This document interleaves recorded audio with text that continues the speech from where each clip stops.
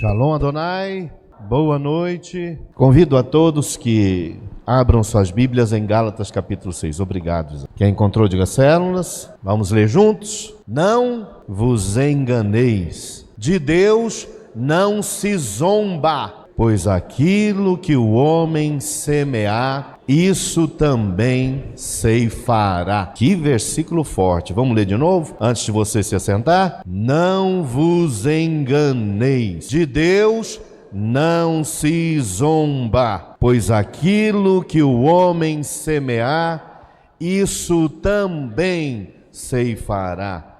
Pode assentar. É uma lei. Essa é uma lei da existência.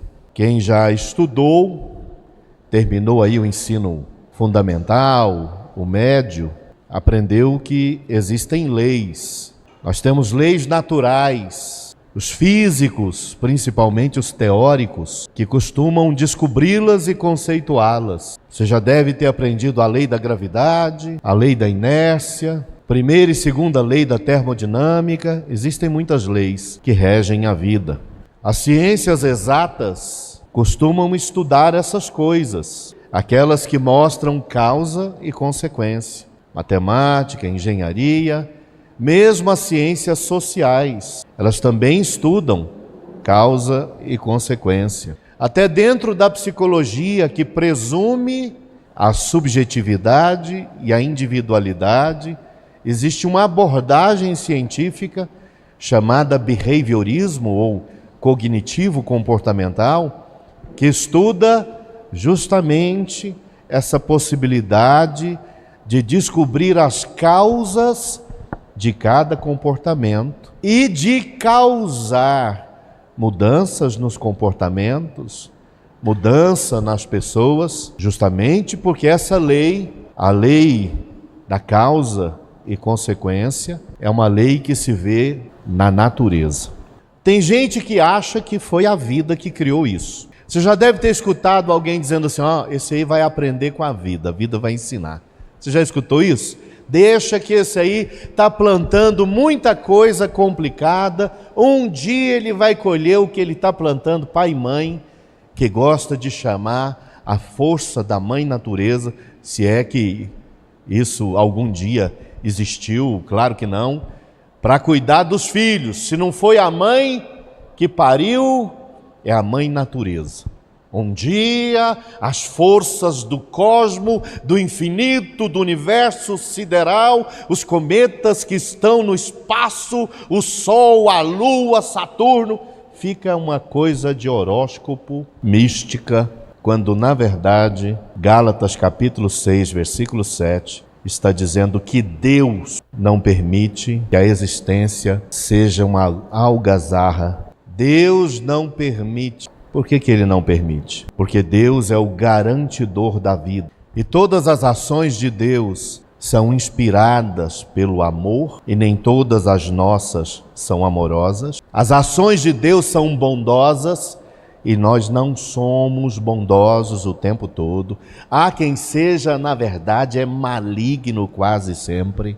E então, para fazer justiça, Deus criou a estrutura da existência dentro dessa retribuição inevitável. Essa é a primeira lei da semeadura. A retribuição é inevitável. Veja só o que Paulo está dizendo aqui, em Gálatas 6, versículo 7.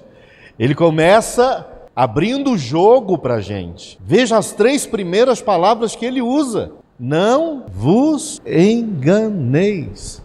Tem muita gente achando que está tudo abandonado, que Deus não está de olho em nada. Tem muita gente imaginando que porque há quem faça o mal, Deus perdeu o controle de tudo. Não crie engano. Não fique imaginando porque um ou outro tem feito o que bem entende, como se não existisse eternidade ou justiça divina, que isso virou verdade. Não se engane. Tem muita gente, inclusive, zombando, dizendo, se não sou eu que trabalho, que Deus coisa nenhuma. Esse trem de igreja, esse trem de Bíblia, esse trem de Deus, essas coisas são tão inúteis. Que agradecer a Deus o quê? Ah, que bênção de Deus, coisa alguma, se não sou eu acordando cedo, derramando meu suor, com minha genialidade, com o meu jeitão de negócio, nada vai para frente. Um dia toda essa zombaria, todo esse desprezo a Deus receberá resposta. Gálatas 6:7 está nos ensinando que tudo tem resposta. Foi assim que Deus criou a existência. Tudo tem resposta. Isso não é uma ameaça, é a estrutura. Por isso está dito, não se engane, é a estrutura. Aquilo que você semear, você vai colher. Para gente que de repente vivia inconsequentemente, para quem vive como se ninguém mandasse nele, tem tanta gente assim hoje em dia, né? Que não quer saber de lei, de mandamento, de aprender coisa nenhuma, porque quer fazer o que bem entender. Para essas pessoas a notícia é ruim. Por que é ruim? Porque impulsividade gera consequência. Por que é ruim? Porque tudo que você está fazendo receberá retribuição. Então você quer viver como um maluco, imaginando que não haverá consequência? Carpe diem, haverá consequência. Porque Deus criou a existência assim. Você não vai escapar da vida, do amanhã. Um dia o amanhã te pega. É claro que o apóstolo Paulo não está escrevendo isso para você sentir medo. Ele quer te estimular. Inclusive a pastora leu Gálatas 6, versículo 9, que diz: não nos cansemos de fazer o bem. Por quê? Porque sabendo que tudo voltará para a gente, viva da melhor maneira. Puxa, se eu sei que as coisas não ficarão perdidas e o retorno é inevitável, eu posso construir o meu futuro. Muitas pessoas não entendem isso. Veja só, quando alguém diz assim: ah, se não sou eu acordando cedo, se não sou eu aprendendo direito como funciona meu negócio, se não sou eu aprimorando as técnicas para o meu trabalho, ah, se não sou eu trabalhando duro, pesado, você está plantando amanhã. É a lei da consequência. É claro, se você está fazendo o seu melhor, você vai colher o melhor, mas não quer dizer que Deus não fez parte disso. Não faça o pior, imaginando que isso ficará sem voltar. Você quer o melhor? Plante em tudo. Melhor na sua profissão? Plante esse melhor. O melhor em seu casamento? Plante esse melhor. Não imagine que fazendo o pior as coisas melhorarão. Esse tipo de pensamento é uma zombaria. Tem gente preguiçosa querendo ficar rica. Isso é zombaria. Tem gente que não estuda de jeito nenhum e tem coragem de orar na hora da prova: Deus, me socorre. Aí Deus põe um nariz de palhaço e diz o seguinte: só porque você é meu filho e não aprendeu nada durante meses, eu te farei saber tudo. Isso é injustiça com a existência. Gálatas 6,7 está ensinando outra coisa para a gente. Deus não será injusto com nenhum de nós. Você receberá o que plantou. Você receberá o que plantou. Então, se você quer coisas boas, semeie coisas boas. Você já ouviu falar? É um provérbio pretensamente popular, mas ele está na Bíblia. Se você quer gentileza, o que você precisa fazer? Plante gentileza. Já ouviu isso? Sim ou não? Quer gentileza? Plante gentileza. Abandone a violência. Por quê? Violência gera violência. Existem muitos provérbios contando para a gente que a lei da colheita inevitável é verdadeira. Então pense bem no seu amanhã, porque ele está sendo produzido hoje. Pense bem no que será daqui 20 anos. Você está construindo esse futuro. Isso é incrível, porque aqui nesse planeta chamado Terra, estamos plantando a vida eterna. Nós colheremos eternidade afora os resultados dessa lei da retribuição inevitável. Então, o que Paulo está afirmando? Um princípio absoluto. Por isso ele diz: não vos enganeis. Isso é princípio absoluto. Não é uma possibilidade. Por isso ele diz: não zombem de Deus. E o verbo ceifar, que aparece no final do versículo 7, está dizendo que a colheita é inevitável. No grego, ele está conjugado, reforçando essa ideia. Graças a Deus, a vida é governada por justiça. Isso não é maravilhoso? A vida não é aleatória. Ela responde às coisas que plantamos. Ela responde aos seus pensamentos, ela responde aos seus sentimentos, atitudes, escolhas, ela responde. Você está construindo, o tempo todo estamos construindo, o tempo todo estamos lançando na existência o que voltará para a gente. Então faça o melhor e você receberá isso de volta. Existe outra lei da semeadura muito importante que foi lida durante essa campanha, que está em 2 Coríntios, capítulo 9, versículo 6. A segunda lei. Vamos lê-lo juntos? E isto afirmo: aquele que semear pouco, pouco também ceifará. E o que semeia com fartura, com abundância também ceifará. Está dentro da lei da colheita inevitável. Se você prestar atenção, Gálatas capítulo 6, versículo 7, está dizendo isso aqui também. Mas para a gente entender, e parece que precisamos de repetição, o Senhor está explicando para você. Se o futuro tem a cara do presente que você está plantando, esse futuro não virá na mesma quantidade de semente que você lançou. Preste atenção nisso primeiro. Sempre colheremos mais do que plantamos. Esse é o problema, né? Sempre colheremos mais. Um ato gera muita coisa. Uma palavra gera muita coisa. Sempre colheremos mais. Mas existe uma regra, e ela é fantástica. Se você planta pouco, você vai colher pouco. Dá para pensar isso em tudo na vida. Quem comete poucas falta de educação, vai colher poucos resultados disso. Quem falta poucas vezes no trabalho, vai colher poucos resultados disso. Dá então para você reduzir coisas ruins. Você procura não plantá-las. Então, se eu não planto coisa ruim, eu não vou colher coisa ruim.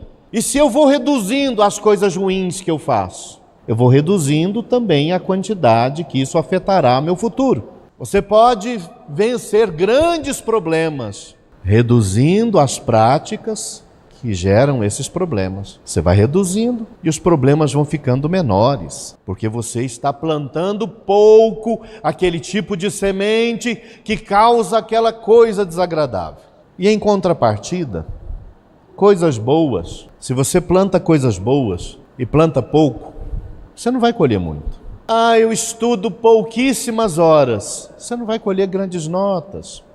Eu com exercícios físicos vou muito raramente.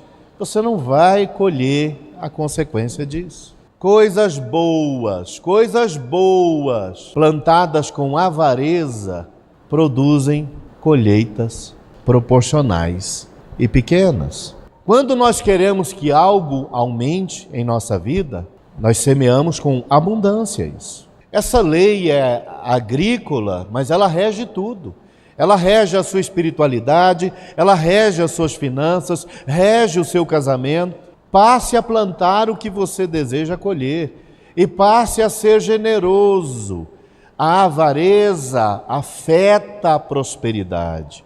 A generosidade produz prosperidade. Tem tanta gente querendo fazer o mínimo e alcançar o maior resultado. É a proporcionalidade. Você não vai escapar da lei da proporcionalidade. Não vai escapar. Isso é fantástico. É na proporção do que fazemos que volta para a gente. Quem faz pouco, colhe pouco. Quem faz muito, colhe muito. E aí você pode dizer, mas esse mundo é injusto. Mas esses versículos não são sobre o mundo. Eles são sobre Deus. E a lei que ele usa para governar a existência são sobre Deus. Vou te dar um exemplo que talvez não te agrade. Havia um homem rico e um pobre, mendigo, passou a viver nos últimos tempos de sua mortalidade à porta da casa do rico. E a Bíblia fala que esse rico vivia todos os dias, regalado aí, esplendidamente. Quem conhece essa história? E esse rico que vivia de banquete em banquete, o que ele fez pelo mendigo? O que ele fez? Quem lembra? O que ele fez? Esse homem que vivia regalada e esplendidamente todo dia, fez o que pelo mendigo? O mendigo comia o quê? A mesma coisa que os cachorros comiam.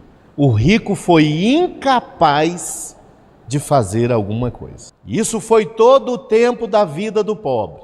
Os dois morreram. E aí, lá na vida eterna, o rico que tinha dinheiro para viver regalada e esplendidamente, sofria de sede e ele queria o que para matar a sede? O que ele pedia? Aquele que não precisava economizar nada, precisava de uma gota d'água, e ele tinha.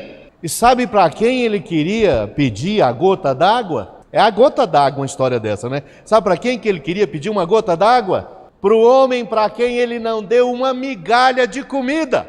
Aquele que não deu uma migalha de comida precisava de uma migalha de água. A proporção chegou? Aquele que nada fez, nada recebeu de volta. A colheita é proporcional à entrega. Aqui não é uma questão somente de quantidade material. Aqui é intensidade de coração. Deus mede a nossa generosidade, o nosso empenho, a profundidade da semeadura. Vidas superficiais produzem resultados limitados. Você consegue ler comigo isso? Vamos lá? Vidas superficiais produzem resultados. Quem é superficial não é sempre abundante. Ele pode ter uma febre de generosidade, pensando que vai trapacear Deus e a existência. Mas Deus observa a consistência, a liberalidade que gera essa abundante colheita. Precisa fazer parte da vida. É Gálatas 6:9. Não nos cansemos de fazer o bem, e a seu tempo, se não cansarmos, colheremos. Uma terceira lei que eu quero ler com vocês está em Mateus 13, versículo 8. É a lei do solo.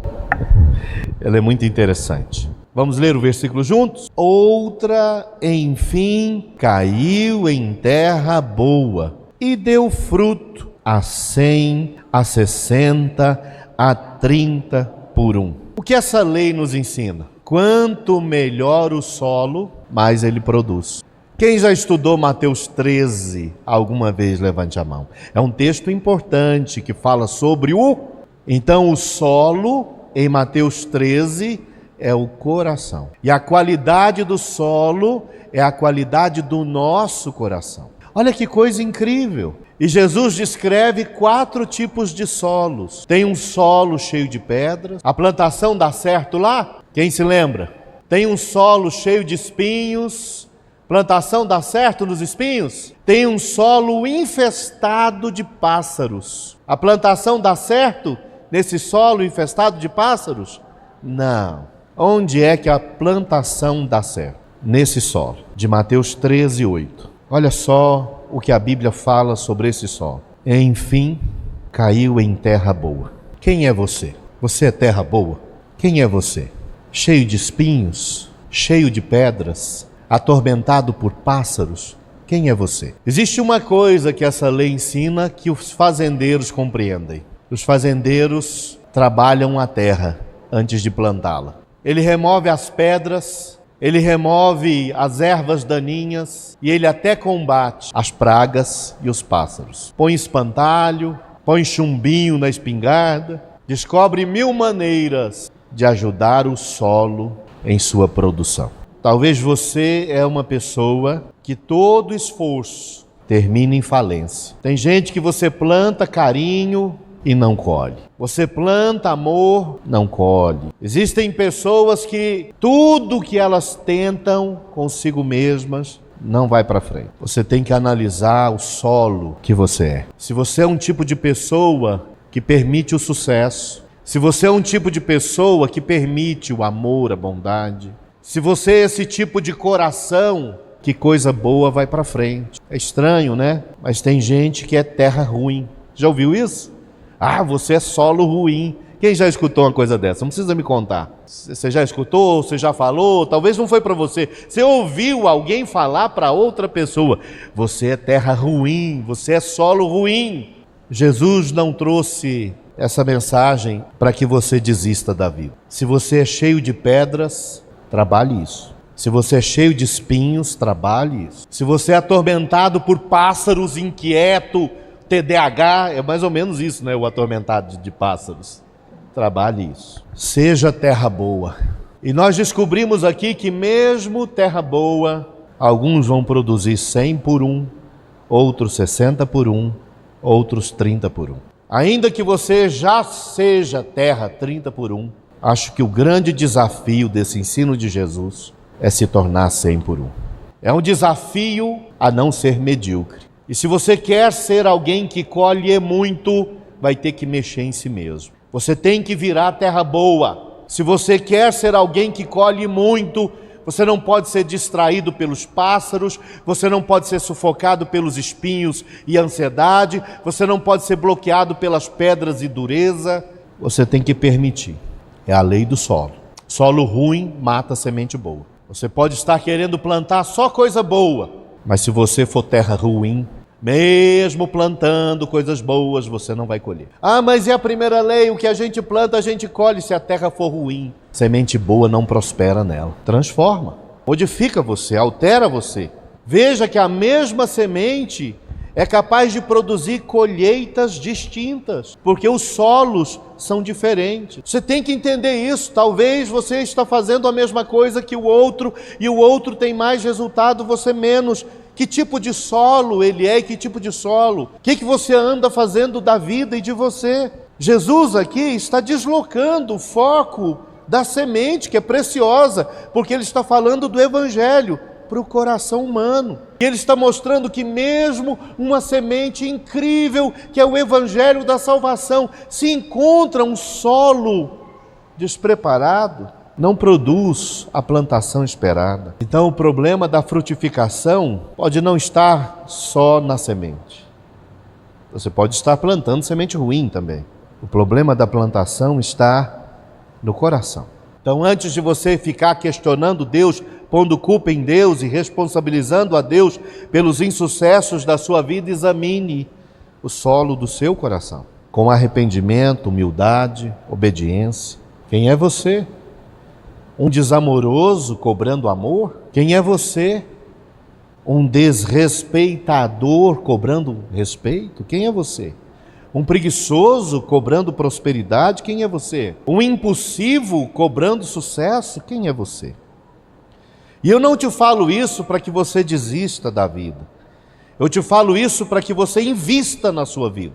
Para que você se enxergue, se modifique, se transforme, se entenda, peça importante na plantação da vida. Trabalhar você é tão importante quanto jogar sementes boas. Seja solo bom e plante coisa boa. E insista. E aí nós chegamos na quarta lei, que é a lei da perseverança. Provérbios 12, versículo de número 11.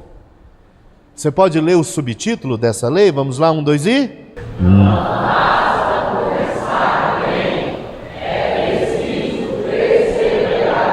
Você já viu gente que até tem boas ideias e produz bons começos, mas rapidamente a coisa entra em falência? Tem gente bom para começar a dieta. Começa aquelas dietas, sabe a dieta da foto? Ele só olha a foto de comida, naquela determinação. Não como, não bebo, não respiro, faço exercício. E aí ele vai 30 dias sem comer, beber, respirar, mas não consegue manter esse tipo de loucura. Tem gente que começa relacionamento bem, começa apaixonado, carinhoso, cuidadoso, começa, encontrei o amor da vida, mas dura 1 mês, 2 ou 3. A história não vira história de amor. Tem gente que começa um curso, vou estudar e vou aprender tudo, mas rápido deixa de lado. Entenda uma coisa sobre a vida, ela é feita de processos. Eclesiastes 3 ensina isso. Você precisa perseverar. É claro, se eu estou plantando onde tem pedra, preciso tirar a pedra. Perseverar plantando onde tem pedra não funciona. Se eu estou plantando onde tem espinhos, veja que essas leis se ajudam. Provérbios 12, 11, leia comigo. O que lavra a sua terra será farto de pão, mas o que corre atrás de coisas vãs é falto de senso. O que ele está explicando? Aquele que está ali trabalhando em todos os tempos de plantação, prepara a terra, lança a semente, cuida do campo, faz a colheita, prepara a terra, lança a semente, cuida do campo, faz a colheita. Aqui ele está falando desse ciclo sem fim, dessa perseverança constante. O agricultor tem que produzir sempre, ele não para. Mas e a pessoa que até é cheia de ideia, de plano, de projeto, mas é incapaz de permanecer em alguma coisa? Ela não vai conseguir nada. Esse mesmo versículo em traduções modernas, Nova Linguagem de Hoje, Nova Tradução Linguagem de Hoje e outras modernas, ele fala o seguinte, que tem gente que gasta o tempo com coisas inúteis. E essa pessoa que gasta o tempo dela com coisa inútil, não vai produzir prosperidade. É preciso perseverança, insistência. A salvação depende de perseverança. Viver o cristianismo depende de perseverança. Casamento depende de perseverança. Profissão, perseverança. Um negócio, perseverança. Coisas boas, sem perseverança, tendem à falência, à destruição. Veja só, quando Deus coloca o homem no jardim do Éden, nós estudamos isso no canal durante 21 dias, o Senhor constrói o Éden como um lugar lindo, magnífico, cercado de rios, rios que tinham até minérios e pedras preciosas. Deus dá ao homem um jardim cheio de plantas que podiam ser comidas, árvores frutíferas, mas diz a ele, você tem que lavrar e guardar. Inclusive no devocional de hoje nós aprendemos que Deus não criou o alimento antes de inventar o ser humano para se comprometer na produção contínua. Foi assim que Deus criou o esquema da vida, perseverança. Se você não tem perseverança, coisas boas acabam. Se você não tem perseverança, bênçãos são perdidas. Perseverança, insistência. Se é algo bom, não desista, insista. Se for preciso transformar você, se transforme, mudar, aprender, em prol do bem, de um futuro melhor, da eternidade, persevere. E aqui Provérbios 12, versículo 11, associa perseverança com trabalho e perder tempo com falência. Então, o que a lei da perseverança ensina? Você precisa ter solo preparado e você precisa ter determinação contínua. Não pare, insista. Tem coisa difícil de aprender, que precisa de insistência. Tem coisa difícil de se construir, que precisa de insistência. Tem resultado que não vem de graça, que precisa de insistência. O cristianismo não se desenvolve sem insistência. Você não se torna santo sem insistência, perdoador sem insistência, não deixa de ser fofoqueiro sem insistência. Coisas boas precisam de insistência. Essa é a sabedoria bíblica, então insista. Por trás da perseverança está a lei da manutenção. Perseverar é manter. Por isso eu lembrei do Gênesis, do Éden. Deus coloca Adão e Eva no jardim para a manutenção do jardim. E os frutos só são dados aos homens quando eles têm capacidade de mantê-los. Coisas boas precisam de manutenção e de perseverança. Aqui o verbo hebraico, traduzido por lavrar, ele fala de constância, de esforço, de disciplina. Portanto, a perseverança, fartura, mas o abandono, virilidade. O mau uso do tempo, esterilidade. Então não adianta você começar bem. Deus deu um jardim para o homem e ele não cuida do jardim. Provérbios fala, passei pelo jardim do preguiçoso, que eu encontrei no jardim do preguiçoso. Espinhos, abandono. O jardim morreu porque ele é preguiçoso. Não fique esperando que a vida seja fácil. Deus não criou ela assim. Tem gente que diz: o trabalho nasceu assim que Adão e Eva caíram em pecado, ele é consequência da maldição. Não, o trabalho nasceu como bênção junto do jardim. Persevere. Sei que para perseverar você tem que ser disciplinado, senão a vida vai entrar em declínio. Portanto, a guerra da vida não se ganha com uma batalha vencida. Não é porque você venceu uma batalha que a guerra acabou. A vida é uma guerra que dura enquanto você estiver na terra. E aí, Paulo fala que é enfrentar cada dia até os maus e vencê-los. A quinta lei é a lei da amplificação. Olha que incrível esse versículo. Você deve conhecer um provérbio popular. Quem planta vento, colhe o quê? Quem conhece esse provérbio? Quem planta vento? Ele é bíblico. Oséias capítulo 8, versículo 7. Não é todo provérbio que é bíblico, viu, popular? Mas esse aqui é. Leia comigo. Porque semeiam ventos, cegarão tormentas. Só aí, tá bom. É o provérbio, né? Quem planta vento, colhe tempestade. Preste atenção. O que você está fazendo vai ser amplificado pela vida. Preste atenção nisso. Acorda para a vida. Tudo que você faz amplifica. Se o que você está fazendo não é legal, o resultado vai ser muito ruim. As coisas são amplificadas. É uma lei criada por Deus. Presta atenção no que você faz. As coisas erradas não são só ruins no dia que você as praticou. Além de retornarem, elas se multiplicam. É o que ele está dizendo. Coisa ruim, se lançada na existência, vira pior. Então para de jogar coisa ruim na existência. Para de fazer da sua vida só o que é ruim. Palavras ruins, xingamentos, sentimentos ruins, atitudes ruins, músicas ruins, tudo que é ruim. Essas coisas não ficam ali do tamanho que você as produz. Isso é tudo vento que virará tempestade. Tem gente que não imagina por que a tempestade que ele está enfrentando é desse tamanho. Eu nunca fiz nada para merecer uma coisa dessa magnitude. Mas é assim que a vida foi construída.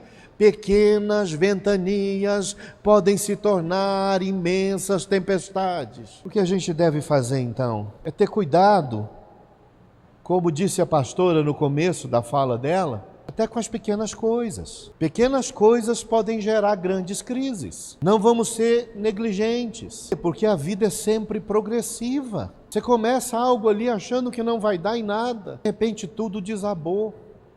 Porque você não calou a boca, não segurou a fala, a reação, o desejo, a vontade, a paixão, a provocação, a sedução. Você pode acabar com uma vida, não controla. Nós temos que tomar cuidado, porque existe a lei da amplificação. E plantar coisa ruim trará péssimos resultados multiplicados. Veja que embora consigamos divertir nessa vida, ela não é uma brincadeira. E a vida não é uma brincadeira para coibir as coisas extremas. Imagine se Deus deixa a vida sem consequência. O que isso ia virar? A proteção da vida exige essa trama legal. Existem muitas leis construindo o tecido da existência. Muitas leis. Eu gosto de ser desse jeito. Tempestade. Eu gosto de ser essa pessoa que faz o que quer, que fala o que quer. Eu sou assim mesmo. O que der vontade eu faço. Eu gosto de obedecer meu desejo, porque eu sou autêntico. Isso não é autenticidade. Isso é falta de planejamento. Você não está pensando na consequência do seu comportamento. E a lei da semeadura ensina que há consequência. Mas a coisa é ruim, mas é pequena. O que tem? É um cigarrinho aqui, um cigarrinho a cada 10 minutos. Já vi gente com 200 anos que não tem câncer. Ué. O que tem? É um comportamento aí pequenininho, mas o que tem? Cuidado com essas pequenas coisas ruins capazes de gerar calamidades indesejáveis. Que você não seja tempestade, que você não seja essa ventania. Essas coisas erradas, elas não somente voltam, elas multiplicam. Se a gente pensar no pecado, ele nunca volta do tamanho que ele foi plantado. A sexta lei, a lei do tempo da colheita, é uma lei muito importante, que está em Tiago, capítulo 6, versículo 7. Leia o subtítulo da lei, por favor. Isso é muito interessante, não é? Quem tenta colher antes do tempo, destrói o próprio fruto. Alguém aqui já foi de vida agrícola, já entende de plantação, já viveu colheita, plantação? Alguém? Já? Tem o tempo certo de colher, sim ou não? Tem, não tem? E quem vive de vender frutas, sabe que tem a hora certa mesmo. Você passou da hora, uma praga, uma doença, um problema, já não é mais aquela fruta boa. Aqui essa mensagem tinha que ser pregada por aquele sujeito ali, ó. Revalino. Revalino sabe cada lei dessa aqui e teria 1000 exemplos para contar para vocês de cada lei dessa. Teve uma época que eu estava lembrando quando eu estava construindo essa pregação, mas faz muito tempo, que eu até conversei com ele sobre algumas coisas de solo e de plantio. Muito tempo para preparar uma mensagem dessa sobre o fruto da hora certa. E tem 1000 exemplos. Estou falando dele, não é à toa não, tem 1000 exemplos, de qualquer um desses aqui que já trabalhou, 1000 exemplos de colher na hora certa. 1000 exemplos. É a ciência da prosperidade. A ciência da prosperidade está na colheita do fruto no tempo certo. O sabor, a textura, o valor agregado do fruto depende do tempo certo. Olha só o que Tiago diz, vamos ler? Sede, pois, irmãos, o quê? O quê? Paciente. Até quando? Ou seja, Tiago está dizendo, irmão, não importa. É a vida toda. Quando ele fala assim, ó, sejam pacientes até a vinda do Senhor, ele está falando para a gente que isso dura quanto tempo? A vida inteira. O dia para deixar de ter paciência é um dia depois do arrebatamento. Pacientes até a vinda do Senhor. E aí ele traz a lei. Olha a lei.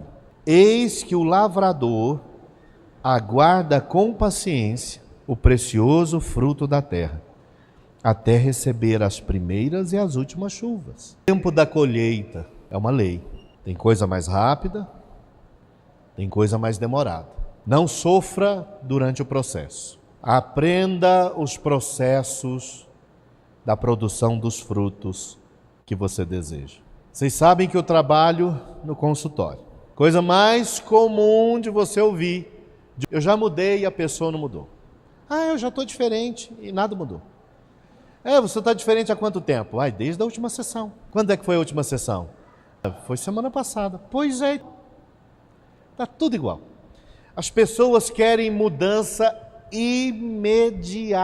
Mas vou te falar sobre uma coisa acerca dessa vida. Tem coisa que demora. Tem coisa que o preço pago tem que ser acompanhado por perseverança, resiliência e paciência. Vou te dar um exemplo. Faz assim com a mão, o dedo.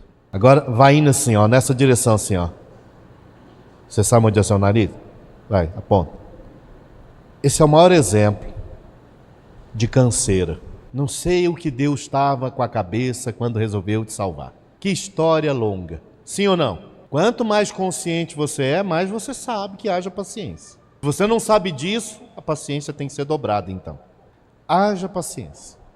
A salvação de qualquer um de nós é um processo longo.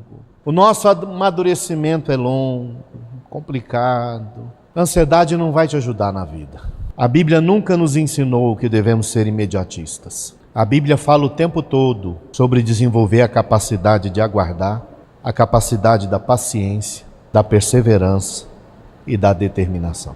Aprenda isso. São coisas que devemos ter como cristãos. Isso afetará toda a nossa história. Você tenta colher antes do tempo, você pode destruir tudo. Então, paciência. A paciência é uma parte fundamental da fé madura. E se você quer conquistar coisas maravilhosas, precisa entender que existe um tempo. Descubra que tempo é esse. Respeite esse tempo. Não sofra porque o tempo existe, mas existe um tempo. A sétima lei, eu vou um pouco mais rápido, o tempo disponível já está chegando ao momento de encerrar a mensagem. Mas existe uma sétima lei e eu queria que você lesse o nome dela comigo, lei da correspondência natural. Ela é incrivelmente comum, mas como a gente ignora?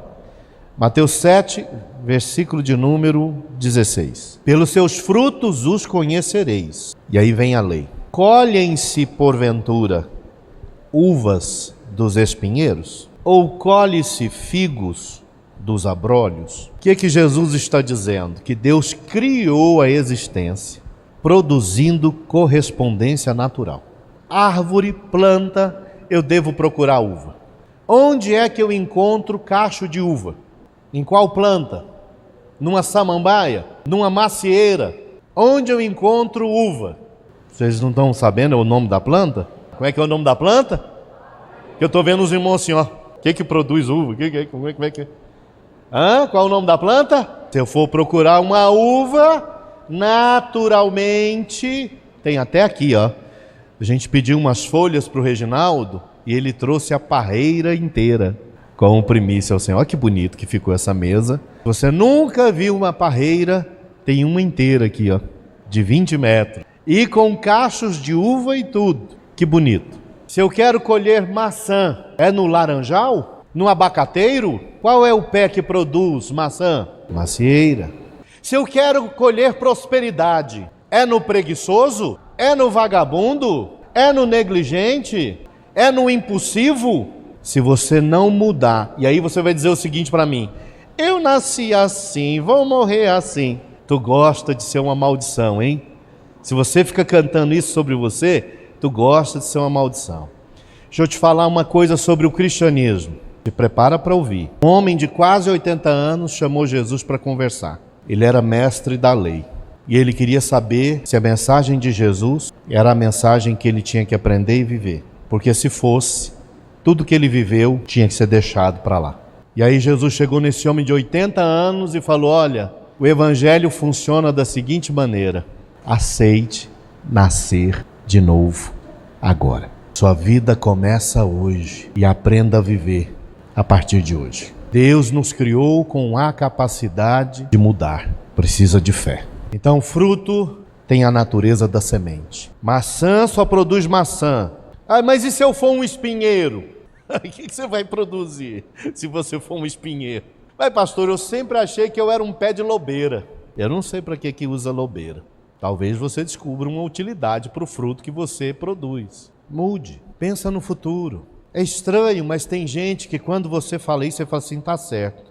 Eu já entendi por que eu sou um fracassado e já entendi que eu tenho que desistir do sucesso. Não é essa a ideia.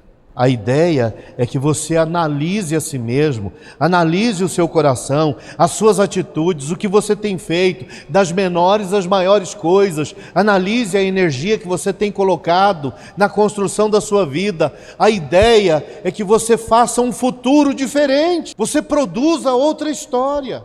Essa é a realidade do Evangelho. Então, se você quer colher coisas diferentes, você não pode ser incoerente. Existe uma impossibilidade de incoerência no fruto. Você não vai achar melancia sendo produzidas em jaqueiras. É impossível essa incoerência. Jaca na jaqueira. O caráter, ele não disfarça por um tempo.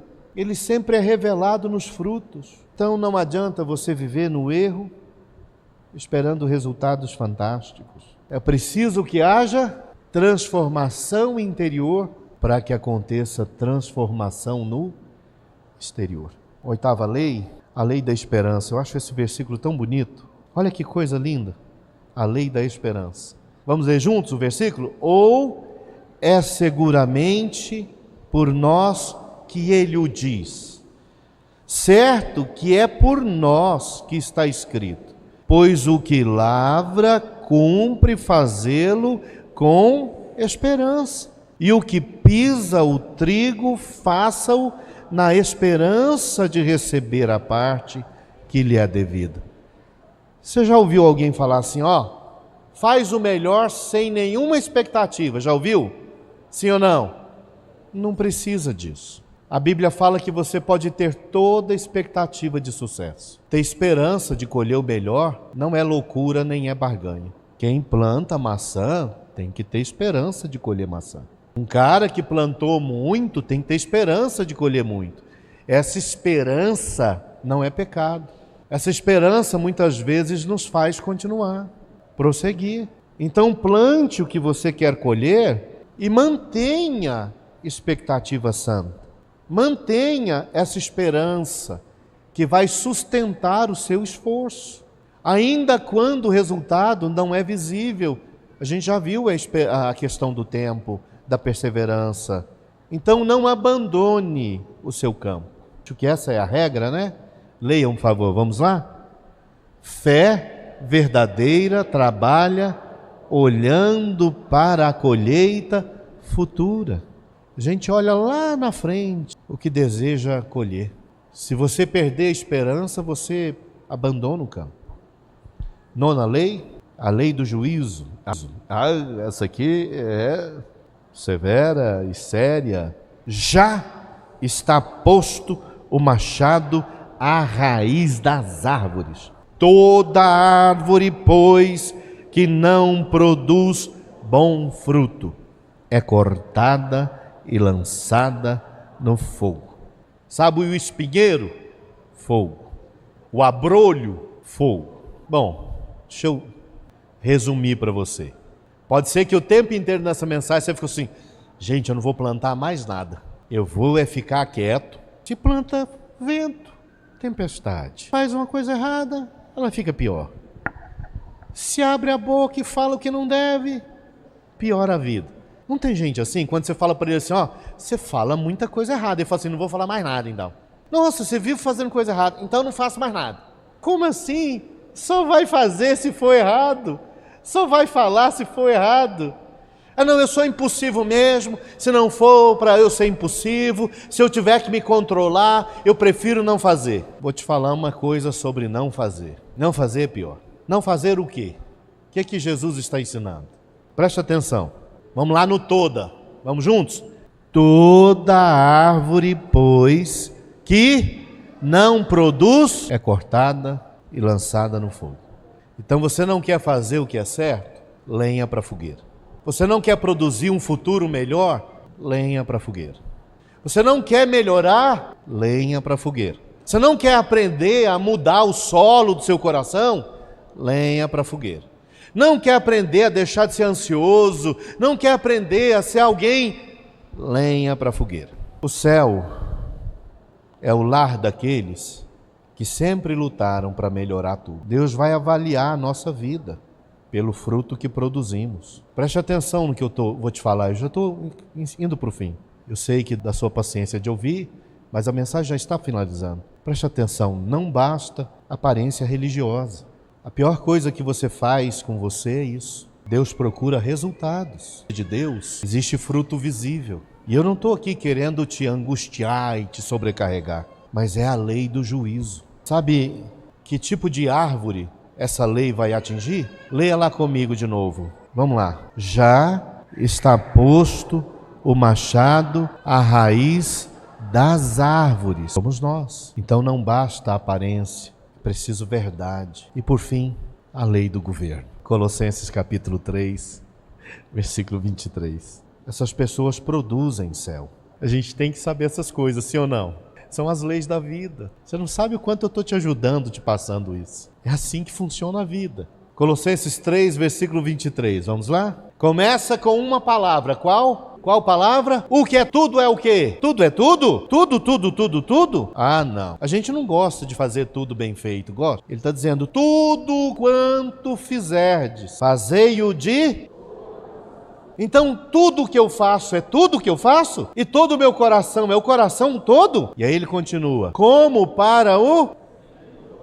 Preste atenção, tudo é questão de fé, tudo é adoração a Deus. Você está achando que a vida religiosa aqui dentro? Todo lugar você mostra se crê ou não crê em Deus. Você está sempre fazendo as coisas para Deus ou contra Deus. E aí ele está dizendo, tudo que você fizer, faça de todo o teu coração, como para o Senhor, e aqui você vai vencer a maior cilada da vida, não para os homens. Já escutou alguém falando assim, mas esse povo aí não merece respeito? Já escutou? Ah, mas essas pessoas aí não merecem respeito, não. Ah, isso aí não merece amor. Ah, eu vou ser honesto com essas pessoas desonestas. Viva a vida diante de Deus, como adorador do Senhor. Não deixe a humanidade causar sua queda.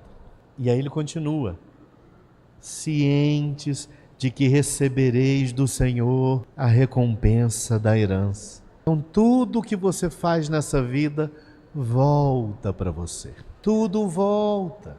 Você fez o bem a uma pessoa má, esse bem vai voltar para você. Você foi educado com um mal educado. Não, mas eu quero ser igual a pessoa do mundo. No mundo é o seguinte, o mundo considera um homem fantástico, um homem bravo, sem educação, briguento, que não leva desaforo para casa, que rola no chão com as pessoas e pisa na goela delas. Eu estou querendo ser esse das cavernas. Talvez você tenha que ler o Evangelho segundo Darwin. Quem sabe realmente você veio dos macacos. Mas se você, no jardim, estava no galho das árvores, mas era o cuidador delas, você vai ter que pensar a vida a partir de Deus. Olha que incrível, uma revelação sobre tudo o que a gente faz. A Cristo, o Senhor, é que estáis servindo. Preste atenção nisso. Quando você está reagindo à vida, você está servindo a Deus. Quando você está lá no seu trabalho, no meu caso, atendendo um cliente com honestidade, profissionalismo, ética, desejando o bem para a vida deles, eu estou servindo a Deus. Você acha que eu sirvo a Deus só aqui, sobre esse altar? Aqui, muitas vezes, é o final de uma semana. Eu estou servindo a Deus em tudo o que eu faço com a minha vida. Pois aquele que faz injustiça, receberá o quê? Receberá em troco o quê? A injustiça feita. Ah, não, mas eu sou evangélico e Deus trata os evangélicos diferente. Não, mas eu sou lá da Shalom, eu sou lá da Eira, eu sou lá da Bleia, eu sou da Tista. Não, mas eu sou dizimista, eu estou debaixo da graça. Pois aquele que faz injustiça receberá em troco a injustiça feita, e nisto não há acepção de pessoa. Crente também paga.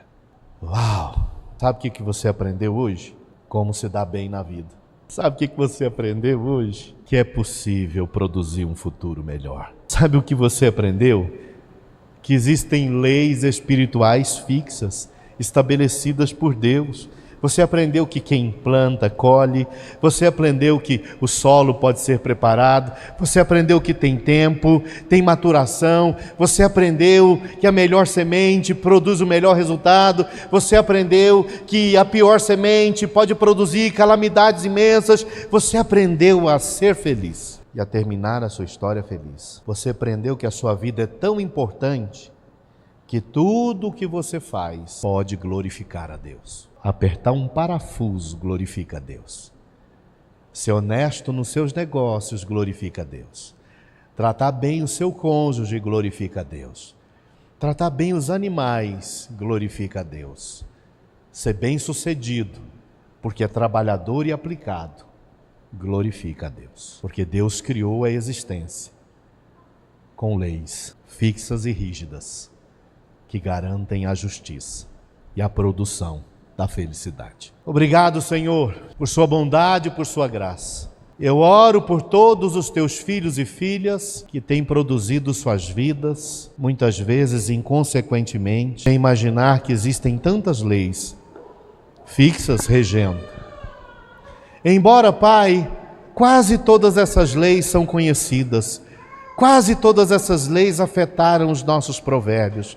Muito difícil que alguém não tenha ouvido de alguma maneira as coisas que a sua palavra já nos ensina desde o começo. Que cada um de nós pare de produzir tempestade, tormento, sofrimento. Cada um pare de produzir uma vida difícil de viver, para a gente e para os outros. Que o Teu Santo Espírito nos desperte para a criação, produção, plantação de uma vida feliz, para nós e para os outros, aqui e amanhã, nessa existência e na próxima, em nome de Jesus. Aplauda o Senhor. Aleluia.